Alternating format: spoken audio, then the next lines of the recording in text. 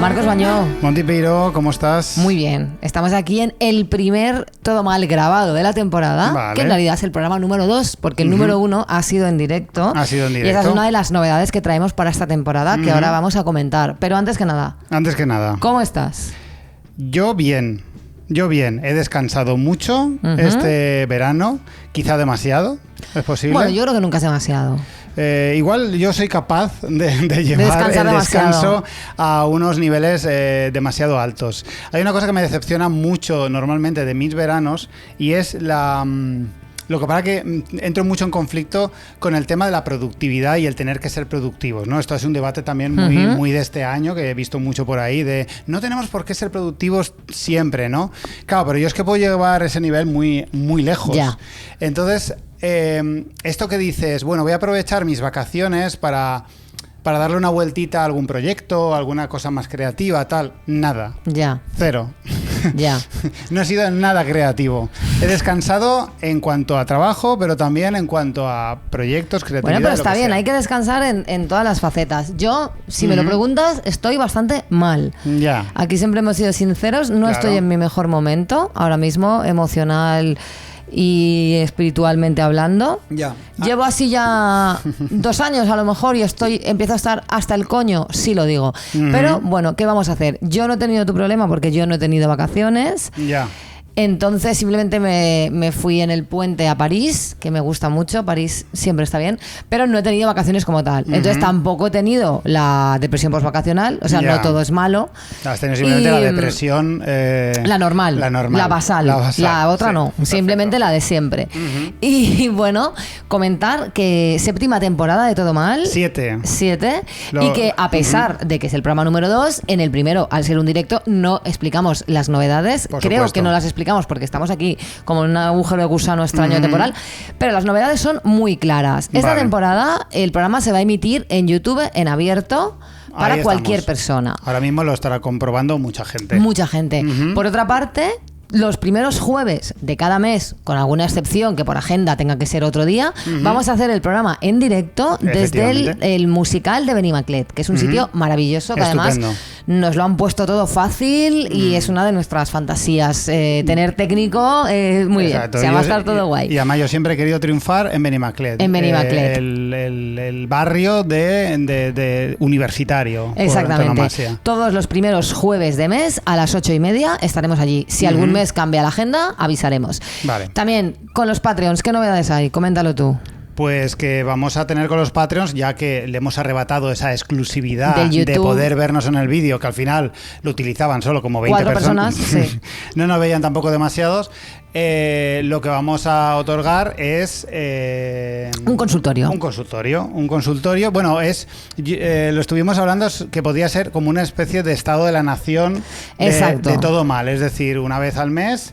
una vez al mes. Pero si luego no puede ser, vais a ser comprensivos porque ya sabéis cómo nos atropella luego la vida. Pero sí, nos reunimos con los Patreons para tener en cuenta sus ideas. Y a ver qué tal, y eso, qué tal lo ven, qué tal la movida, hablamos con ellos. Y luego también hablaremos de otras cosas, de nuestras vidas, de las suyas, no solo va a ser todo tan profesional. Y poco más, por lo demás aquí estamos.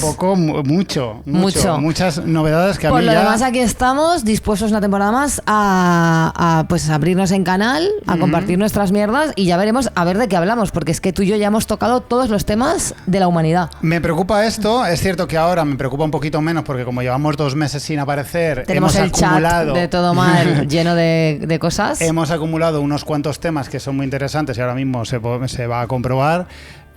Sí, yo estoy un poco preocupado con esto, pero bueno, yo supongo que recurriremos a nuestra vida privada, como es costumbre, para intentar buscar generalidades a través de ella. Exacto. Que es lo que mejor se nos da, o al menos es lo que se nos da. Yo te digo, de verdad, espero estar bien la siguiente vez que grabemos y no tener que recurrir a esta movida, porque de verdad empiezo a estar un poquito harta. Y cuando digo un poquito, quiero decir hasta el coño. Sí, entonces, estás muy hasta el coño. A ver si yo puedo seguir recurriendo a la actualidad y a opinar de cosas y no a mi vida, porque mi vida me tiene un poquito cansada, francamente. Ya, pues te nada, yo mucho. creo que podemos empezar. Yo creo que está todo listo. Venga, pues 7ª temporada. Vamos para allá.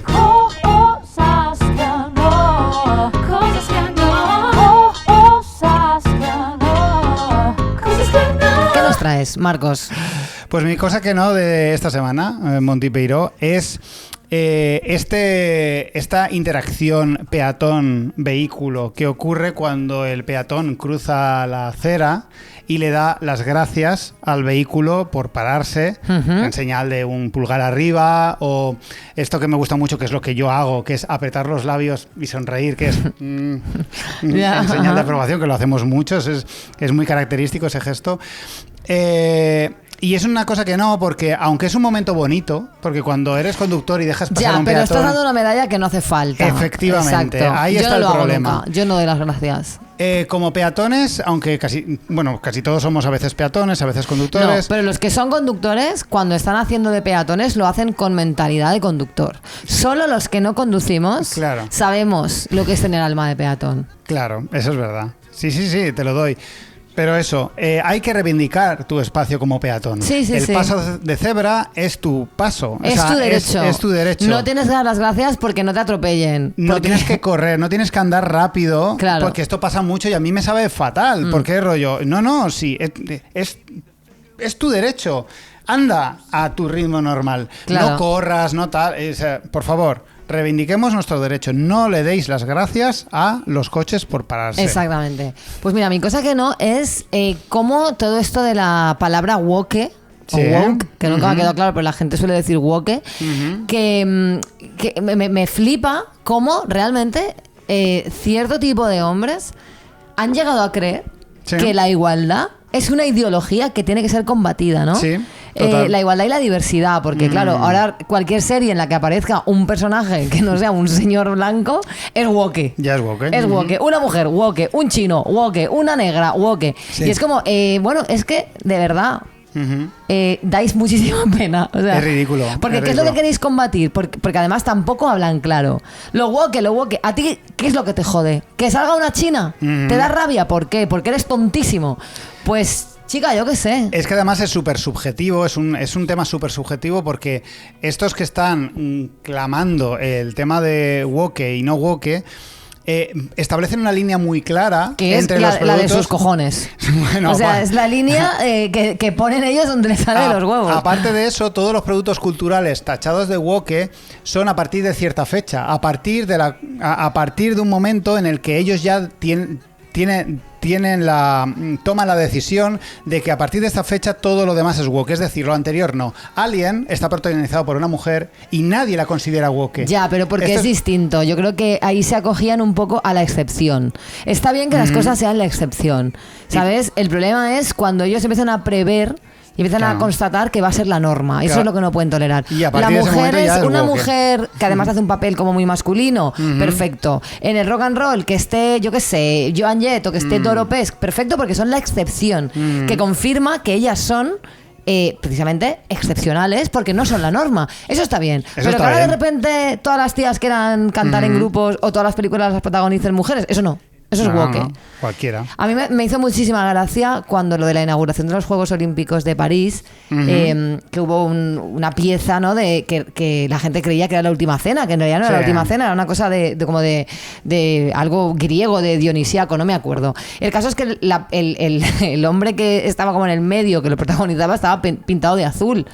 Porque se ve que emulaba un cuadro donde esa persona era azul. Bueno, sin más, era una cosa mitológica. Pues yo leí un tuit de un hombre que decía que estaba harto de que ahora todo fueran mujeres, drag queens y personas azules. Todo. Las personas azules ahora son una minoría woke y pretenden hacerse un hueco en la agenda 2030 esta. Bueno, en fin, increíble. Pues eso, que basta de decir... o sea, alguien dice woke, red flag.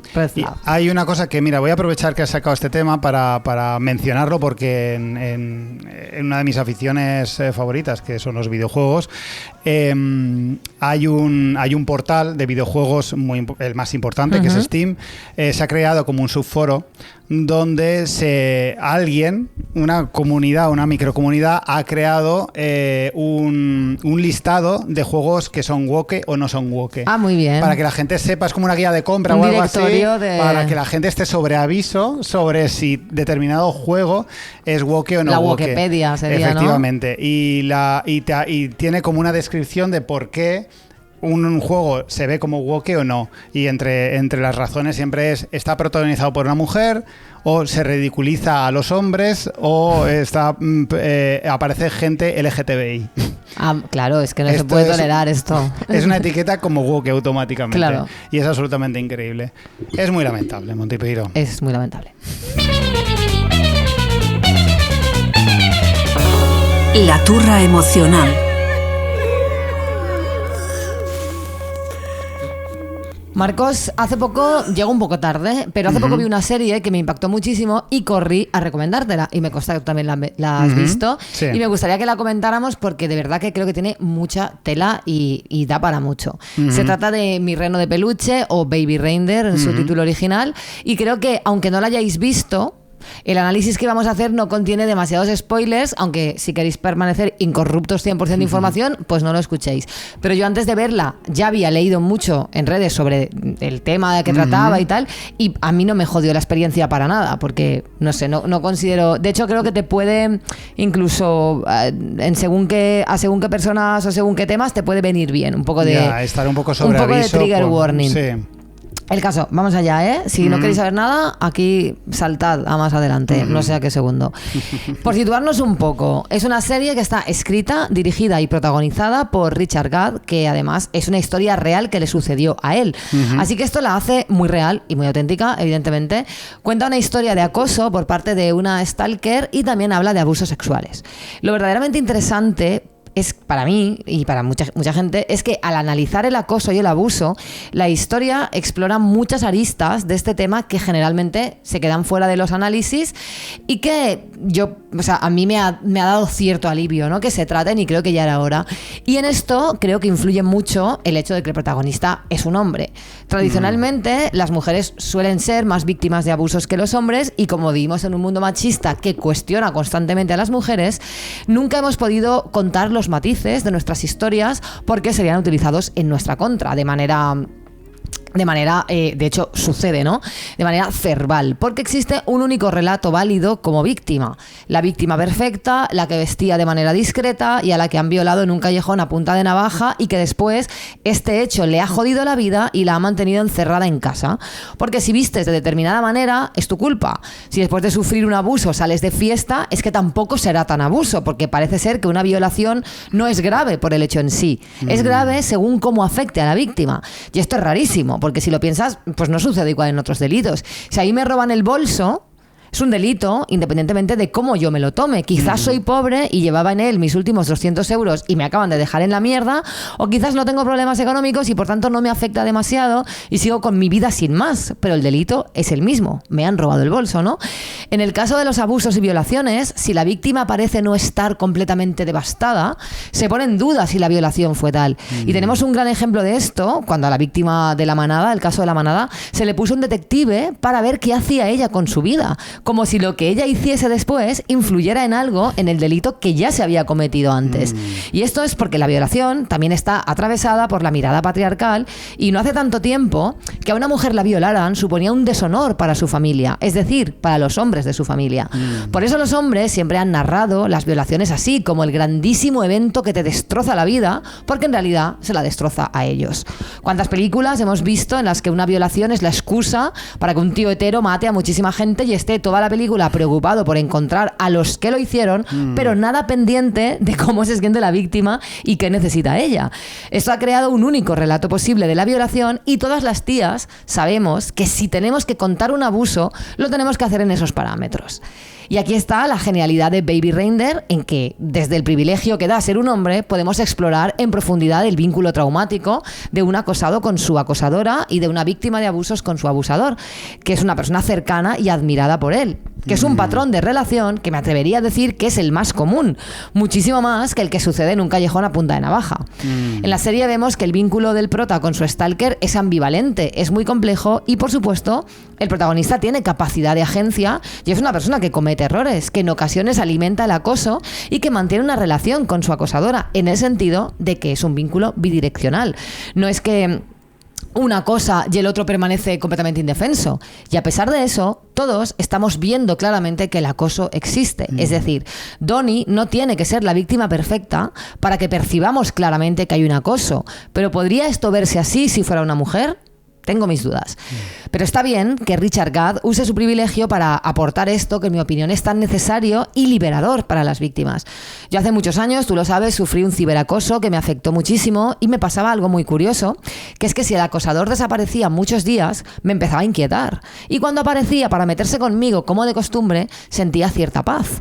Una paz mezclada con ansiedad, dolor, miedo, pero había algo de paz, porque de alguna manera lo tenía controlado. Si desaparecía, me empezaba a entrar mucho miedo porque no sabía qué estaba tramando y qué cojones iría a hacer. Porque cuando sufres un acoso, aunque tú no quieras ni lo elijas, tienes un vínculo con quien te acosa. Un vínculo traumático, jodido, doloroso y destructivo, pero un vínculo. Y dentro de ese vínculo se desarrollan dinámicas que son tan normales como jodidamente extrañas y tú te sientes mal, culpable, no entiendes qué te pasa, por qué sientes eso, porque nadie te ha hablado de estas cosas, ¿no? En el caso del abuso, es también muy interesante, del abuso sexual, porque habla de las relaciones de poder y de cómo el consentimiento es algo complejo que no se puede analizar sin tener en cuenta el contexto en que sucede y todas las dinámicas que hay envolviéndolo. Creo que en este caso, insisto, al ser un hombre podemos verlo todo más claro, porque no hay un relato único tan instaurado como en el caso de los abusos a mujeres, donde continuamos escuchando cosas como pero entonces ¿para qué se fue con él a su casa? O qué se pensaba que iban a hacer. Como entendiendo que una mujer tiene que no exponerse a ninguna situación con un hombre desconocido porque se sobreentiende que hay un consentimiento implícito y por tanto no se puede hablar de violación a no ser que una vez más se trate de un desconocido que te salga al paso con un arma. En este caso la víctima tiene una relación con el abusador y aun existiendo abusos, él vuelve porque se trata de una cuestión de poder, de alguien a quien admira y con quien tiene un vínculo también. Y además es una persona que le puede proporcionar ciertas cosas que él desea, ¿no? Y eso en ningún momento hace que el abuso sea menos abuso. Pero lo vemos claro porque es un hombre. Y de verdad que es que me ha volado la cabeza. Mira que tengo un montón de amigas que me han dicho tienes que verla, tienes que verla, tienes que verla. Y yo siempre voy con mucho retraso con las series porque no tengo tiempo. Y la verdad es que me ha parecido muy guay. Tengo que decir que me habían advertido tanto de lo dura que era, que a mí no me lo pareció tanto. Ya. O sea, creo que la vida real de casi cualquier mujer es un poco más terrorífica que esto. Y creo que tiene que ver con toda la conclusión final que has dicho, que me parece de lo más interesante de todo este análisis, que es el tema de que al ser un hombre, pues lo que tú has dicho muchas veces, ¿no? Lo universal es el hombre, la normalidad es el hombre, la excepción, la otredad es la mujer. Entonces, gracias a que el protagonista y la víctima de estos abusos sea un hombre, hace que todo el mundo empatice de una forma más universal, no excepcional. Claro. En todas las historias que nos han contado de abusos donde la protagonista era una mujer han sido como esas excepciones. La historia de no sé, me lo invento, Ágata, ¿sabes? Ya. O sea, no sé por qué me ha venido Ágata, un nombre muy complicado. Es un buen nombre. En cambio, al verlo, a sufrir, al ver cómo un hombre sufre esto, es como algo base, una base, un universal, algo que se puede extrapolar al resto de la sociedad. Cualquiera podríamos sufrir esta movida y creo que por eso la gente empatiza mucho, incluso las mujeres. Y además, ya digo, a mí me interesa mucho el hecho de que, claro, de que él, desde ese privilegio, se permita explorar lo que es de verdad una relación con un stalker o con un abusador o con un acosador, en el sentido de que no hace falta que tú lo hagas todo bien, ni que seas la víctima perfecta, indefensa, para que el abuso exista. O sea, muchas situaciones de acoso empiezan con algo, o sea, empiezan desde otro lugar y se convierten en eso y la víctima está involucrada en el vínculo traumático y puede cometer errores, puede incluso alimentar esto, y ya no errores, sino puede simplemente tomar sus propias decisiones pensando que esto será bueno o simplemente dejándose llevar por su desesperación y alimentar de alguna manera el acoso. Pero es que eso no cambia para nada el hecho de que el acoso sea acoso o el hecho de que el abuso sea abuso, aun cuando la persona vuelva a llamar a la puerta del que ha abusado sexualmente de ella. Y esto yo creo que es muy liberador porque hay muchas personas que han sufrido situaciones de acoso, de abuso, que al no encajar su relato en esta historia, en este relato único, tan estereotipado y que los tíos que dirigen películas y escriben libros han explotado hasta la saciedad para justificar sus violencias con las violaciones de las mujeres, que luego a las violaciones les sudan los huevos. Lo que quieren es matar al que ha mancillado algo que es mío. Total. No me preocupa el sufrimiento de la persona violada, sino el esto es mío, lo has tocado, te mato, ¿sabes? Y yo estoy un poco harta de eso. Porque además... Joder, es que es necesario que podamos hablar de esto. A mí siempre me ha causado un poco de trigger leer a algunas feministas, ¿no?, que hablan de por qué las violaciones no tienen por qué ser el evento traumático definitivo que nos jode la vida a las mujeres. Y cuando empecé a leer sobre estos temas me creaba un poco de rechazo, pero bueno, me conseguí sobreponerme y seguir leyendo y me parece súper valioso hablar de esto. Porque... nos han vendido tanto que la violación es una cosa, que nos tiene que joder la vida, que nos la parte por la mitad, que además es algo irremediable que te marca de por vida, que al final es como una cosa.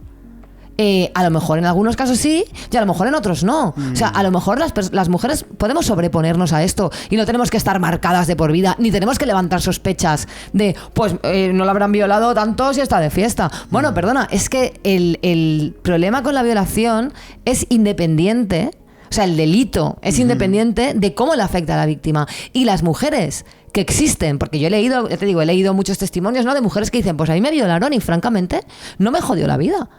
Me molestó, me causó dolor, pero en 3 semanas estaba bien.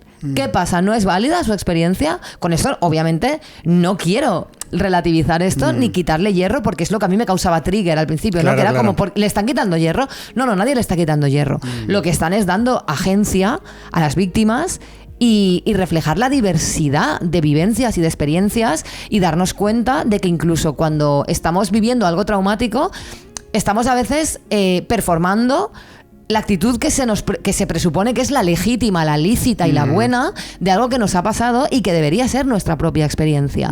Y debería tener todos los matices, como en el caso de esta serie, que creo que eso lo explora muy guay. Entonces me ha gustado mucho. A mí también me gustó mucho, sobre todo por todos estos temas que estamos hablando. Es distinta precisamente por este giro que tiene que no te esperas. O sea, no te esperas antes de empezar a ver la serie. En cuanto ya la ves, ya la ves. No es ningún giro de guión ni nada. Y es muy recomendable si los oyentes no la han visto por lo que sea. Yo tampoco creo que sea... Sí que hay algún episodio que es un poquito fuerte. Pero también lo advierten, que eso está guay. Te lo advierten antes de empezar. Hay una violación directamente. Sí, pero a mí me parece muchísimo menos trigger esta violación que las de todas las películas de las que ni siquiera te avisan, ¿sabes? Nos las hemos comido con patatas. Claro. Desde luego. Pero bueno, aún así, si para alguien va a ser demasiado sensible, no pasa nada, está avisado. Pero yo creo que vale la pena. Mucho. Y sobre todo eso, reincidir en lo valiosa que es a la hora de plantear una víctima llena de imperfecciones, llena de errores. Que creo que eso ayuda también que sea un hombre, ¿no? Pero un hombre cometiendo un montón de errores. Tampoco sé si son errores, me refiero. Es que a lo mejor no son errores, a lo mejor es como la dinámica más normal y más lógica. Sí, el hecho de, por ejemplo, en el tema del acoso, el hecho de que él desee... O sea, él desee ese refuerzo positivo que la acosadora le da, es real. Y no invalida el acoso. Claro. No invalida el acoso. Y me parece mágico por eso. Así que nada, pues nada. Baby Reindeer o Mi reno de peluche. No sé en qué plataforma. Si le quieres dar pública. O la descargáis, que Netflix está muy bueno. No sé si es legal animar al pirateo. Yo qué sé, haz lo que queráis. Haz lo que os dé la gana.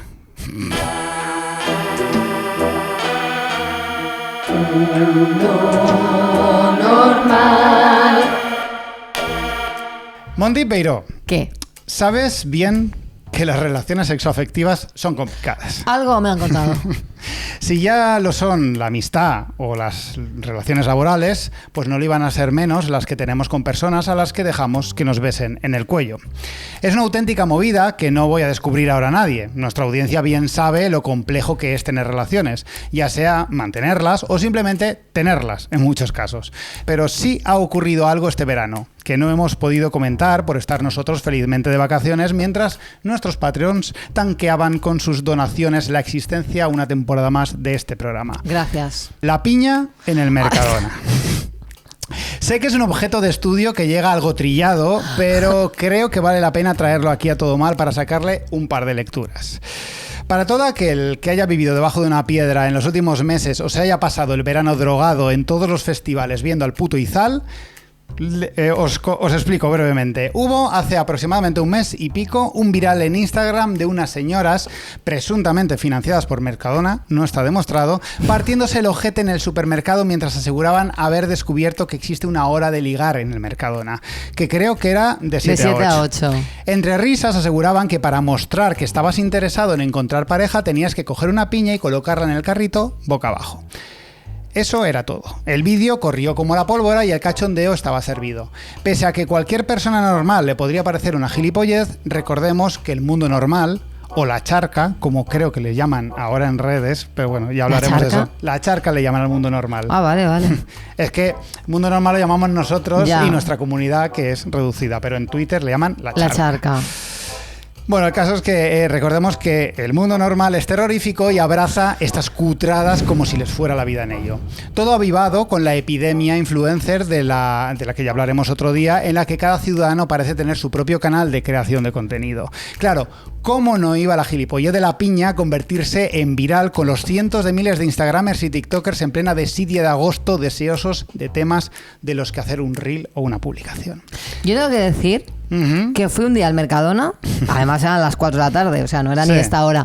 Me dirigí a la sección del hummus, cogí un hummus y de repente había un tío buenísimo, sonriéndome, que yo dije, una cosa... Bueno. A ver si va a ser verdad esta movida. Va a ser verdad. Porque yo creo, o sea, a lo mejor simplemente me sonrío, yo qué sé, y también yo digo, es que no sé qué estoy diciendo con lo del hummus, yo no conozco el código, a lo mejor el hummus... Los veganos van de 4 a 5. Claro, a lo mejor los veganos van de 4 a 5 y el hummus significa, yo qué sé, que no sé. Pero me pareció interesante. Me pilló que venía yo a trabajar, tengo que decir, voy con unas pintas lamentables. Como no podía ser de otra manera. Porque yo no regateo ni un minuto de sueño por la mañana en mostrarme al mundo. O sea, yo al trabajo voy con muy mal aspecto. Entonces me sentí muy insegura, porque a lo mejor si yo estuviera estado bien, pues maquilladita, peinada, bien vestida, tal, mi polito, pues igual le digo algo, no lo sé. Pero, ¿qué va? Pero me pilló así la cosa pero me sorprendió, fíjate. Bueno, pues vuelve otra vez, a ver qué tal. Y el caso es que no se salva nadie, Monty Peiró, porque aquí todo el mundo se subió al carro, desde la influencer más básica grabándose un baile con una piña en cada mano mientras un letrero gigante anuncia que se va a poner morada en el Mercadona, al tuitero más comunista con Stalin en el avatar llamado @RedSoviet666 diciendo que todos hemos caído en una trampa del marketing. Sí. Todos querían opinar sobre la piña en las redes mientras el Mercadona se llenaba a las 7 de la tarde de niñatos y niñatas matando el tiempo de vacaciones, haciendo lo que mejor saben hacer, jugar a ser mayores. Hasta el punto en el que los reponedores del supermercado tuvieron que esconder las piñas a esa hora porque obviamente nadie compraba ninguna. O sea, todas las piñas manoseadísimas. Todas las piñas manoseadas. Es que los niños solo daban por saco grabándose TikToks, riéndose de una broma que sinceramente no tenía mayor recorrido. Y luego que la gente que de verdad quisiera comprar una piña, ¿no la vas a comprar? No, ya porque no te sientes gilipollas. A mí me gusta la piña, pero digo, es que no pienso comprar una piña. De hecho, creo que nunca más voy a comprar una piña. Ya jamás. Se ha quedado manchada esa fruta, se ha quedado ya manchada para siempre. Y lo cierto es que me aburriría hablar de este suceso en lo que respecta a las redes o el supuesto marketing, o como siempre los poderosos acaban ganando y la estupidez se impone porque al final los influencers tuvieron sus números, nosotros dosis infinitas de vergüenza ajena y Juan Roch, imagino que más dinero. Por eso quería enfocar ese tema por otro lado, cómo el individualismo y el cinismo deforman la intimidad de las relaciones ¡Qué pesado! humanas. Yo pensaba que ibas a hablar de ligar y me has soltado una turra. Un nombre de tesis. Otra sección con nombre de tesis. Por supuesto, me flipa. Bueno, Marcos, yo pensaba que nos ibas a contar si habías ligado este verano. Lo siento, no, relativamente no. O sea, poca piña. Poca piña ha habido. Alguna piña, supongo. Bueno, a ver. Si hubo un damnificado peor parado en el tema de la piña del Mercadona, ese fue sin duda el respeto. Espérate, que es que no. El respeto hacia nuestros deseos naturales de compartir deseos e intimidad con otras personas. Pero qué pedante estás. El deseo de follar, dilo. El deseo de follar. Obviamente este suceso no es ninguna causa, es un síntoma, pero ha ejemplificado como nada la verdadera crisis de intimidad que vivimos, al menos en Occidente. Yo no te reconozco, Marcos. Lo de la intimidad, hablo de intimidad en Occidente porque la intimidad en otras zonas geográficas se lo dejo a la antropología y la sociología. O a Marna Miller. O a Marna Miller. Lo digo como si la crisis en Occidente fuera, la crisis de identidad en Occidente fuera mi campo, donde yo soy experto. Pero bueno. Vamos para allá. El caso es que me interesa mucho lo que la piña del Mercadona tiene que decirnos acerca de cómo la gente se toma el hecho de que desea intimar con otros seres humanos. Estoy usando el término intimidad, el cual tú has ridiculizado, que puede resultar cursi, pero creo que representa muy bien todo lo que quiero abarcar. Desde puro deseo sexual a búsqueda de una persona con la que compartir el resto de tus días, tener hijos, demás movidas. Todo ese rango. Estamos manejando. Al final todo pertenece al campo de la intimidad, pues supone dejar entrar a otras personas a lugares que solo conocemos nosotros. Bueno, y si nosotros y media Valencia. Media Valencia. Depende de Valencia y todos conocemos efectivamente. Las intimidades de todos ya. Vale. Hay algo que me resulta terriblemente molesto de cómo los humanos tratamos ese tema, siendo lo importante que es para todo el mundo. Libros, películas, música, todo trata de cómo los humanos deseamos interactuar con otros humanos y los conflictos que ello supone. Toda nuestra cultura y nuestras conversaciones giran en torno a ello. Pero por algún motivo, imagino que por ser algo que comienza en la adolescencia, la peor etapa imaginable, todo nos lo tomamos a risa y con el máximo cinismo posible. Imagino también que aquí hay mucho de mecanismos de defensa y de preservación del yo, pero todo lo referente a ligar nos lo tomamos a chufla. Y yo soy el primer culpable, lo admito. Y no quiero decir que lo de la piña es una falta de respeto al amor ni nada parecido. Es más bien todo lo contrario. Lo de la piña del Mercadona nos muestra cómo la gente está deseosa de contactar con otros seres humanos. Se desvive por hablar de ello y de investigar nuevas formas de conseguirlo. Pero tiene que serlo a través del salvoconducto de la mofa, el esperpento y la autoparodia, porque nos acojona parecer desesperados, nos da pánico quedar retratados como los seres miedosos que somos todos, hipervulnerables ante la idea de la soledad. Por eso nos inventamos mil movidas para andar haciendo el ridículo, conscientes de que lo hacemos, para fingir que no nos importa lo que se piense de nosotros por simplemente admitir que nos apetece compartir tiempo, palabras y contacto con otra persona. El Tinder, los likes de Instagram, ponerse ciegos a cubatas un sábado por la noche, ver First Dates devotamente para reírse a continuación de todos los participantes en Twitter, participar en First Dates. Sí, porque ya a estas alturas el 30% del Estado español ha participado en First Dates, claro. Los shows de comedia donde se interactúa con el público, como el de Galder Varas o Juan Dávila, en los que la gente a la mínima expresa sus deseos más íntimos delante de cientos de personas y miles en redes sociales. Porque si conviertes tu vida privada y tus deseos en un chiste, nadie te lo podrá echar en cara. Todas estas cosas y muchas más son muestras de cómo nos empeñamos en disfrazar de burla nuestras emociones más íntimas para protegernos, supongo. Y bueno, a ver, es verdad que esto ocurre desde siempre. Seguro que la poesía nació para lo mismo y las fiestas, los bailes y el consumo de drogas para distraer los sentidos existe desde tiempos ancestrales. Pero me molesta sobremanera ver cómo en una sociedad a la que considero cada vez más empática, pese al pastiche ideológico y polarizado que estamos viviendo, un poco, sí, abrace cada tontería que ridiculice la búsqueda de alguien a quien poder abrazar durante más de 2 segundos y huya de la responsabilidad y honestidad con las propias emociones que todos tenemos y que todos priorizamos. Y sé que es un problema con origen multifactorial. Como todo. Como todo.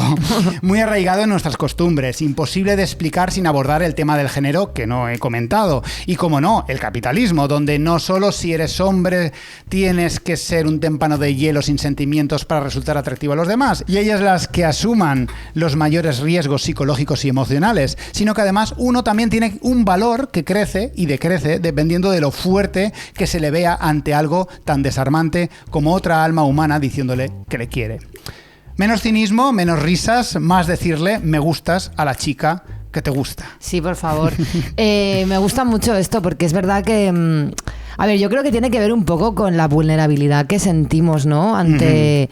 O sea, a mí decirle a alguien que me gusta siempre me ha costado muchísimo. Luego, una vez hecho, ya todo va bien. O sea, claro. Siempre me ha salido bien, la verdad.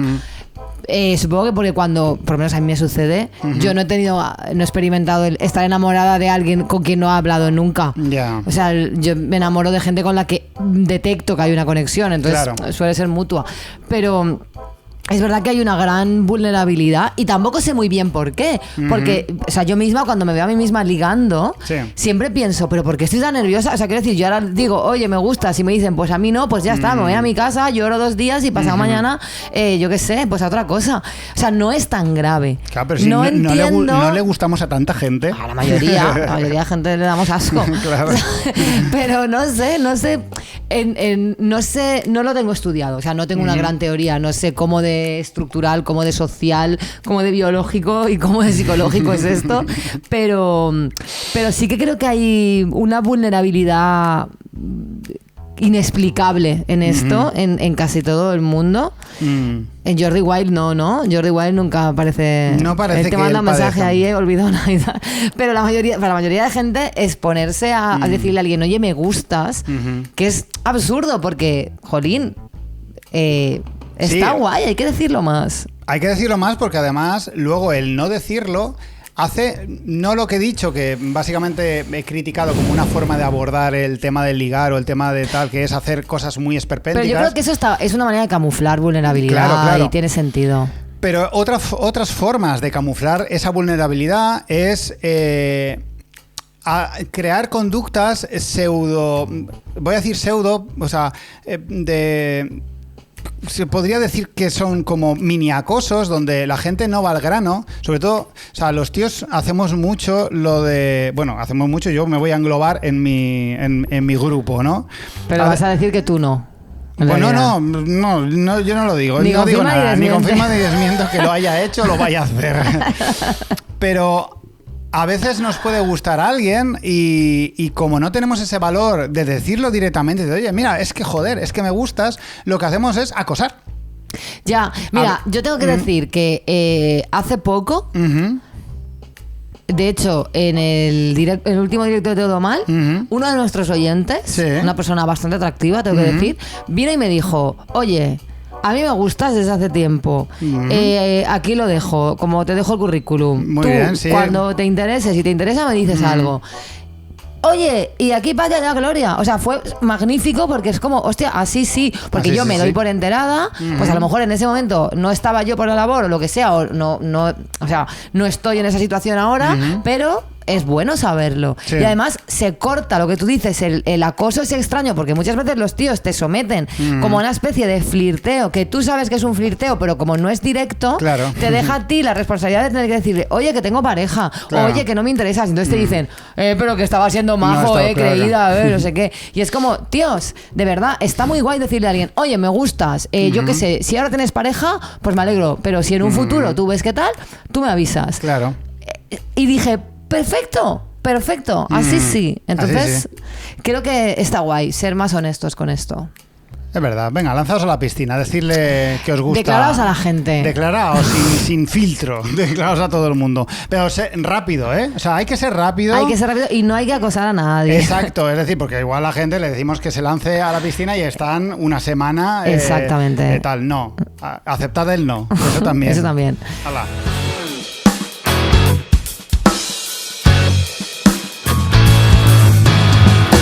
Antes de irnos, vamos a nombrar a los Patreons de verano, que para mí es gente que tiene un mérito porque se han suscrito a cambio de fe. Es increíble. Se han suscrito en un ejercicio de fe. Nos han dado dinero para que, confiando en que volveríamos o que lo que han escuchado gratis, sin que nadie les pida nada, merecía una recompensa. Si no hubiésemos vuelto, habría sido algo parecido a fraude. No lo habría sido. Bueno, pero no lo sé. Habría sido un... Entonces, hay que decir que Silvia, una persona fantástica que ha decidido suscribirse ni más ni menos que en septiembre. Luego tenemos a Sonia, de momento todo mujeres, aquí hay un patrón, Hacia el Abismo, que no sabemos nada respecto de su género, no lo vamos a presuponer. Hacia el Abismo es un nuevo Estamos intensos. A él le ha gustado mi sección, seguramente. Sí, él o ella, perdón. Y no sé si alguien más. Así, Amparo Mejías. Jolín. Y yo creo que ya está. Vale, ¿y las bajas? Si se nos olvida alguien... Y las pues, bajas, esta temporada vamos a leer las bajas. Vamos a leer las bajas, porque sabed que nos damos cuenta. Nos estamos dando cuenta de las bajas y no nos hace ni putísima gracia, porque de verdad no mola.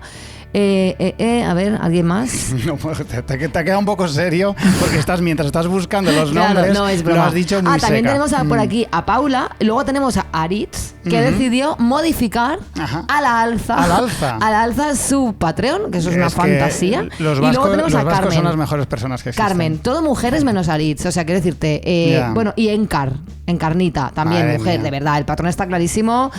Bueno, tenemos también a Jano, a Ainhoa y a Idoya. Joder, mucha gente. Mucha gente en verano. Pero muchísimas gracias. Nada de despreciar a los que han seguido. Es que es increíble. Increíble. O sea, es que flipo. Los que todavía no sois Patreon, podéis financiar este podcast, patreon.com/todomal, desde 2 euros al mes, y vais a tener el privilegio de hacer un consultorio sentimental o de lo que queráis, de lo que sea, con nosotros. Hablaremos en directo. No sé si lo hemos mencionado, que sería en directo. En directo, claro. Claro, sería en directo. Y luego eso no se va a publicar. O sea, eso queda en nuestra intimidad.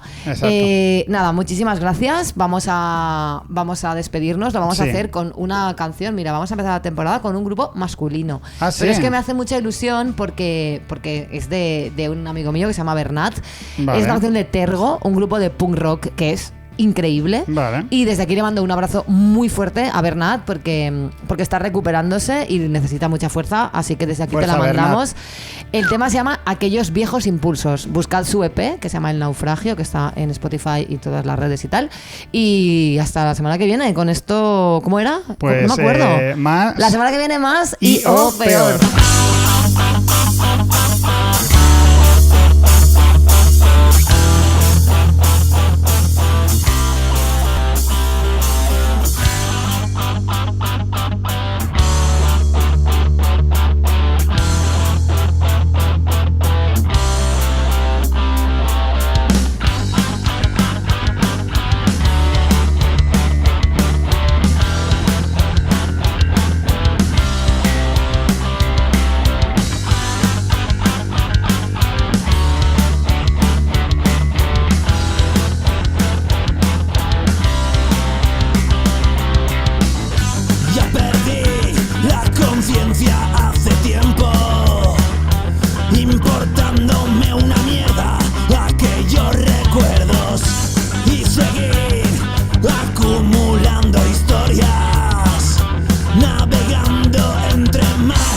Oscuros momentos, recogiendo las cenizas de las fotos que echaste al fuego tiempo atrás, que intentas recomponer para poder recordar, insistiendo en abrir las heridas que ayer no quisiste ni cerrar, y hoy en día te arrepientes de no poner punto final.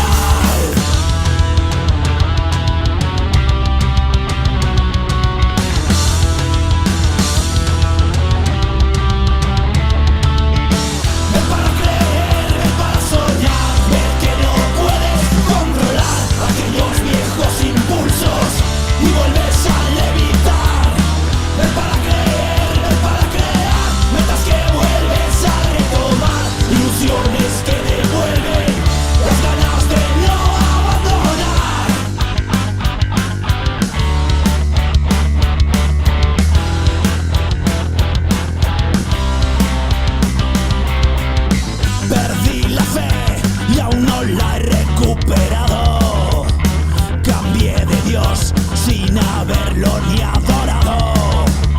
Hubo personas que mi vida marcaron, esos sí fueron dioses y quiero idolatrarlos. Profesores que no creyeron en mí, echando por tierra todo mi esfuerzo, y ahora hoy puedo decir, tampoco creía en ellos. Amigos que vienen